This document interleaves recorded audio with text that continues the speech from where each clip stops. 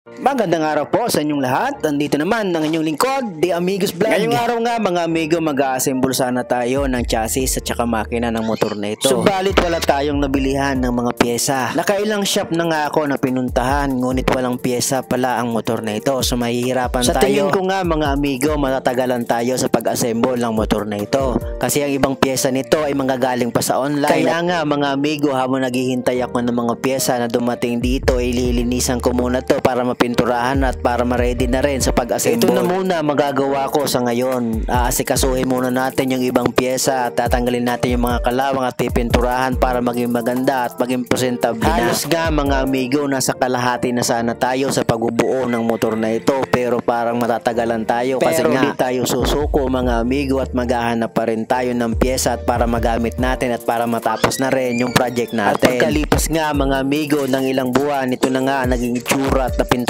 na natin ang pyesang ito. Hindi ko na nga pinakita mga amigo kung paano ko tinanggal ang mga lumang pintura ng pyesang ito. Sa lahat po ng mga sumusuporta kan The Amigos Vlog, maraming salamat po sa inyong lahat. Hindi tayo magsasawang gumawa ng video para may pakita lang kung anong project natin. At syempre mga amigo, habang nagpipintura tayo at naglilinis sa mga pyesa ng motor na ito, ay gumagawa rin tayo ng content para maging remembrance. Kung napapansin nyo mga amigo, ang ganda pala ng lumang pyesa kapag napinturahan. Kahit na nga ako mga amigo, excited na akong mabuo ang project natin. Kahit nga pahirapan ang paghahanap ng mga pyesa ng motor na ito, hindi tayo susuko para maging maganda ang project natin. Habang nga pinagmamasdan ko ang mga napinturahang pyesa, ay medyo excited ako kasi marami na pala tayong natapos. Halos nga maliliit na lang na pyesa ang pipinturahan natin. At syempre mga amigo, habang pinagmamasdan ko ang pyesang ito, pinag-iisipan ko rin kung paano ko malalagyan ng bushing to para tumagal at maging maganda. Itong pyesa nga ito mga amigo, kung bibili natin sa online is nasa 1,900 pesos. Ang ginawa ko nga rito mga amigo, para makamura tayo, ay bumili na lang ako ng rubber bushing. Gagawan ko na lang ng paraan para maging maganda ang bushing na ito. Halos nga mga amigo, ay natapos ko na yung dalawa, so isa na lang ang isasalpa ko. Dito nga mga amigo, sa puntong ito ay nabutan na tayo ng gabi sa paglalagay ng bushing na ito. Sa mga nagtatanong pala kung anong pyesa ito, ay shock linkage po ito na nakakabit sa swing arm. Sa mga